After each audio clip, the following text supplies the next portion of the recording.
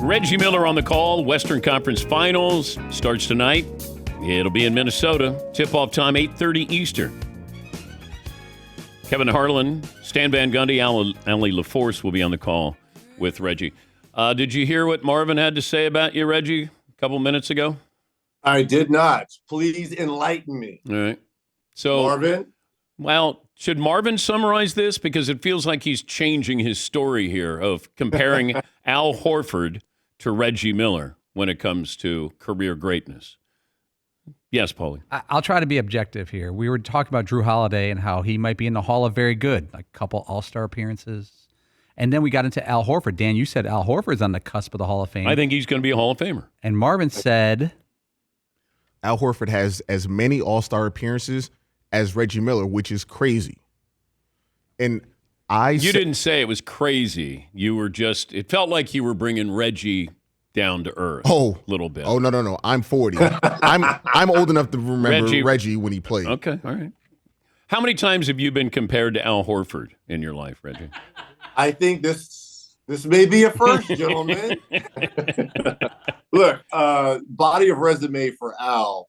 I think his longevity and what he has done with the Atlanta Hawks and obviously with the Celtics, being able to guard 1 through 5. You saw a lot of those switches in that Pacers series. He does a little bit of everything, and he's selfless. And he won 2 national titles in college. Remember now, people, that's included into the Basketball Hall of Fame. People just think it's about your body of work in the NBA. No, it's college as well. 2 rings where he was the leader of that team, him and Joakim Noah, along with Corey Brewer. That was a 3-headed monster with Billy Donovan at the reins. 2 national championships. So I agree with you, Theodore. And I think it'd be icing on the cake if the Celtics go on to win a championship. I think it solidifies his chances of getting into the Hall of Fame. All right, Marvin, game on the line. You want Al Horford taking the shot or Reggie?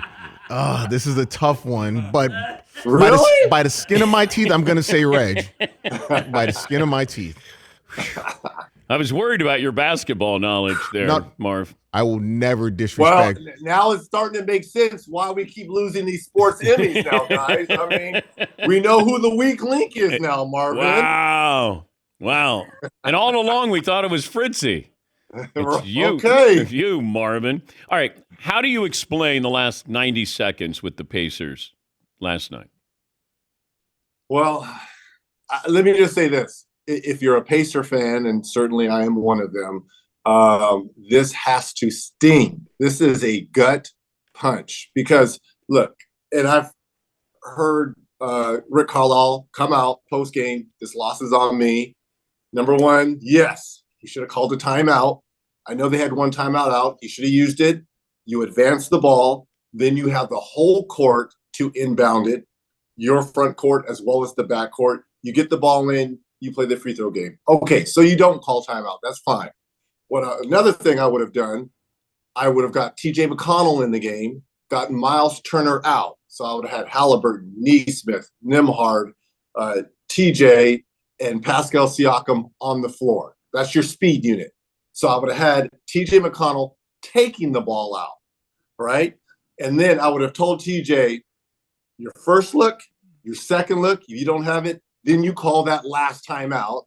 Then you would have advanced it. And then hopefully you get the ball in. So those are 2 things. Didn't happen. Turnover happens.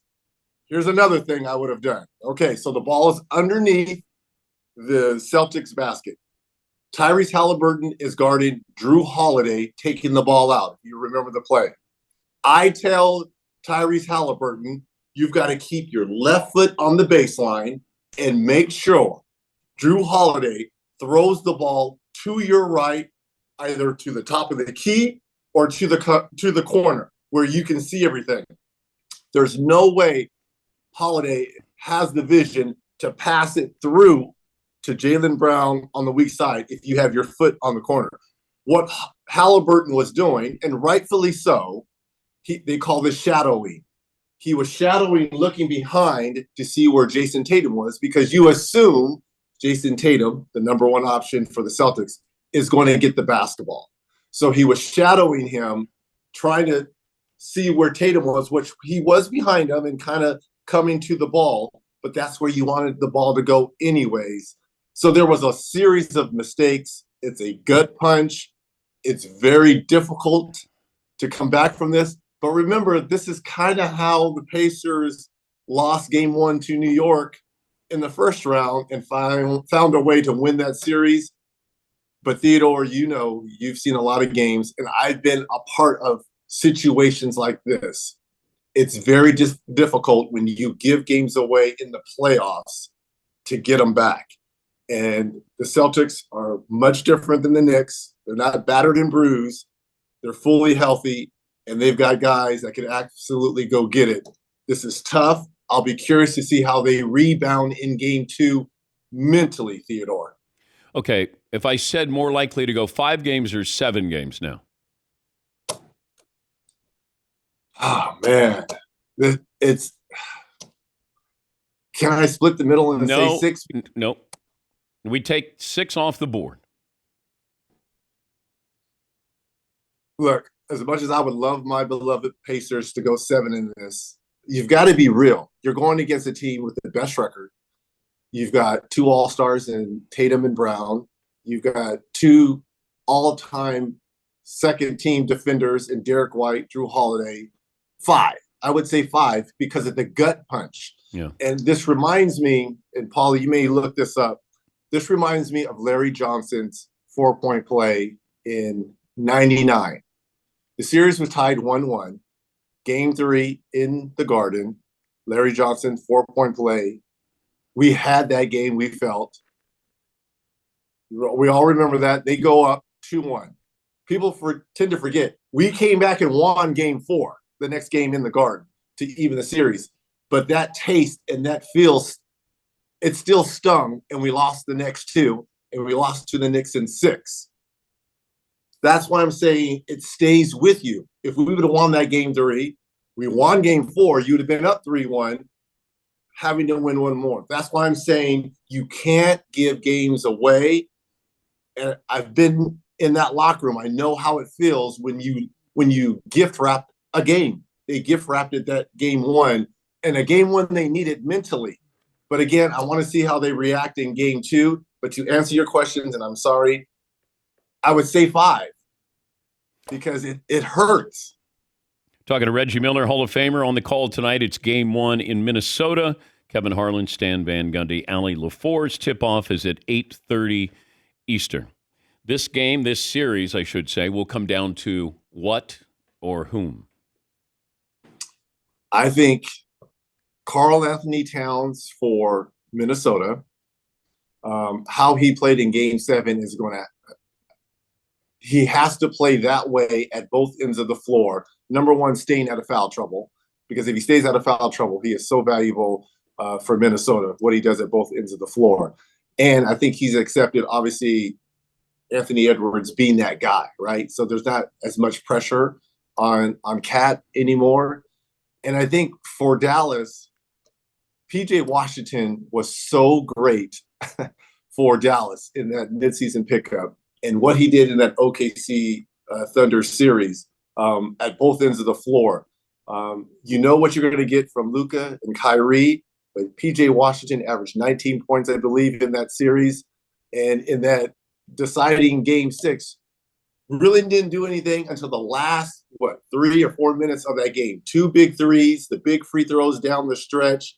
But to me, his lockdown defense. So 2 guys that are like complementary parts, Karl Anthony Towns from Minnesota, P.J. Washington. Those 2 are going to have to play well and consistent for each of their ball clubs to be successful in this series. If we went to the playground and Luka showed up and Anthony Edwards showed up, just looking at him, you had no idea anything about him, and then we're warming up, who would you take first? I would still take Anthony Edwards. Yeah. And as great and good and fantastic as Luka is, give me that dude, that 22-year-old. Wait, I'm just talking playground. Now, if I said for the rest of their career, you can have Ant or you can have Luka. I think, well, Luka's going to have the numbers. He's going to have the triple doubles and the points and all that. So statistically, Luka will have the numbers. But if you're just telling me on a playground, we're at Rucker, and there they both are standing, I'm going with Anthony Edwards. But in terms of the body of work and the numbers and all that, Luka will have that at the end of the day. Did you ever go to a playground and they didn't know who you were? You mean once I was professional? No. Let's say college? Not really, no. Okay. No. But like if you went to Rucker Park. I would love to go to Rucker Park. I might get chased out of Rucker Park, but I would love to go to Rucker. Well, what was it like being in the Garden and, you know, the Pacers, your team, and then Halliburton wears a hoodie at the press conference with, I mean, you were part of it. Can I just say something? People, I didn't play in the series, New Yorkers. Why are y'all dragging me? I didn't play in the series. How am I a part of all this? I came to do game 2 because that was asked of me. My bosses said, we want you during this game. We all have bosses, right, Theodore? I can't say no. Call the game down the middle. How am I dragged in to, like, I'm out there playing game 7? I just love that Josh Hart comes over to tell you what the fans are chanting as if you couldn't hear it. Right. I mean, he goes, hey, Reg, they're saying F you. Oh, gee, thank you, Josh. I appreciate that. Oh, is that what they're saying? Oh, okay. Really? Is that what they're saying? Look, I expected that too. I understand that. There's a long... You're in their head. You're in their head. But here, they, just like in Godfather, just when I thought I was out, they pulled me back in. Okay. And my boys from Indiana, thank you, my young boys, they handled their business in game 7, and we move on.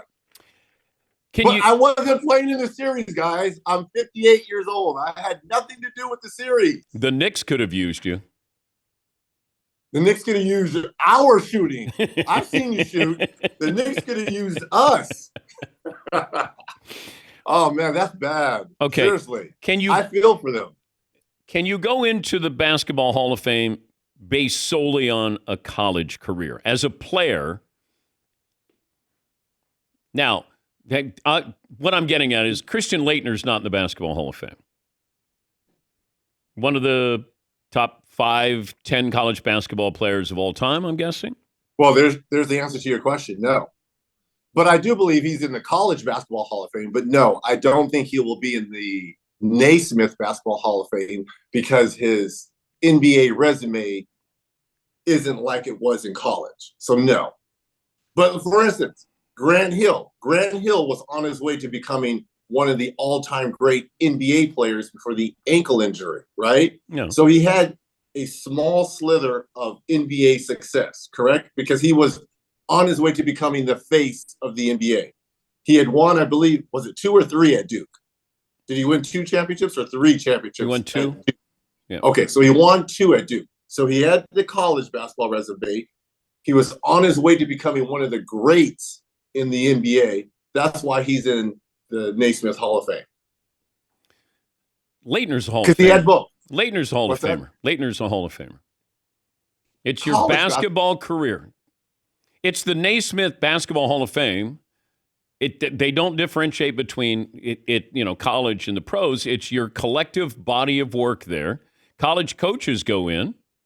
So is Laettner to college basketball what Jim Boeheim is to coaching in college basketball?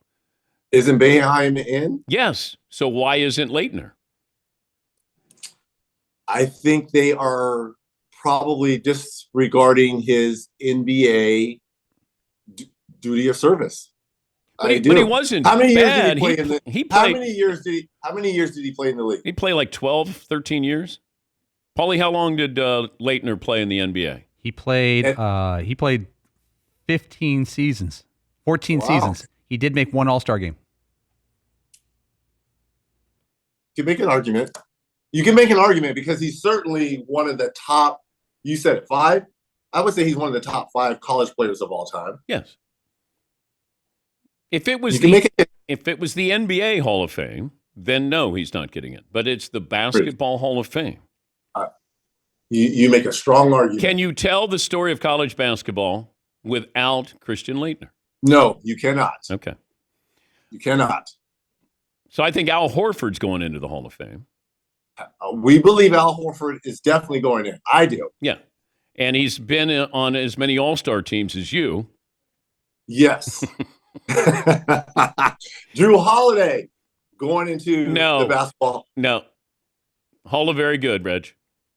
I think Drew Holiday, at the end of the day, will have a resume a lot like Joe Dumars. Yeah, but I don't think we looked at Drew Holiday as the best player on his team. Like, how many times did you ever look at him? Neither was Joe Dumars. Well, he was the second best player on his team.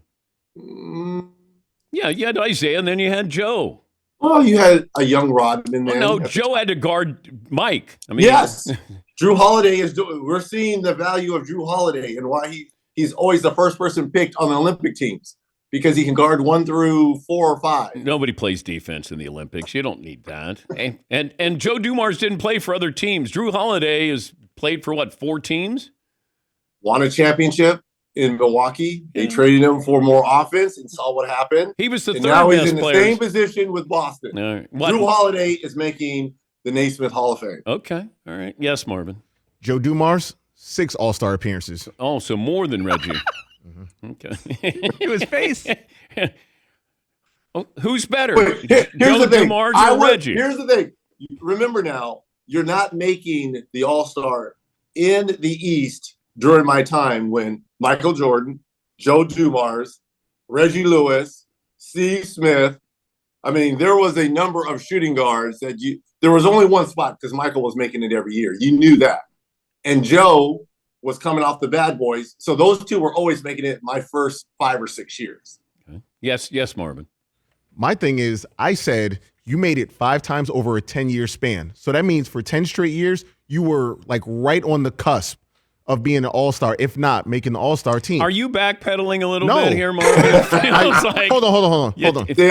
Hey, don't listen to them, Marvin. They're just trying to cause a little bit of discord. Yeah, but then you also said, well, 5 in 10 years. Well, what did he do the other 10 years he was in the NBA? You said that. So I mean, there's a backhanded compliment in here somewhere. Is there? I don't think there's a compliment. Him and Al Horford. Okay. Same level. Marv, who do you want? You can have Joe Dumars or Reggie Miller. Oh, Reggie. Ooh. Oh, that's not even close. Sorry. Sorry, Joe. I love Reggie. I might have to take Joe. Well, I got to get somebody who's going to guard. Does Joe have Mahorn and Lambeer behind him, like on that team? You had the Davis brothers behind you. All right. Well, great to catch up with you. Have fun tonight. Love you, Theodore. And hey, who won in our category, by the way? Because do I need to do the color purple on who won? Base. Who won? MLB tonight. What? Yeah. Marvin, I want you to come into my office after the show. We have to talk. Yes, I will. Sorry, Rich. Okay. All right. It's Reggie Miller will be on the call tonight. It'll be 8:30 Eastern in Minnesota with Kevin Harlan. Fritzy, give me a little Kevin Harlan. I'm looking forward to a huge game with Reggie tonight. This is the NBA on TNT. Stan Van Gundy and Allie LaForce. We'll take a break. More phone calls coming up back after this.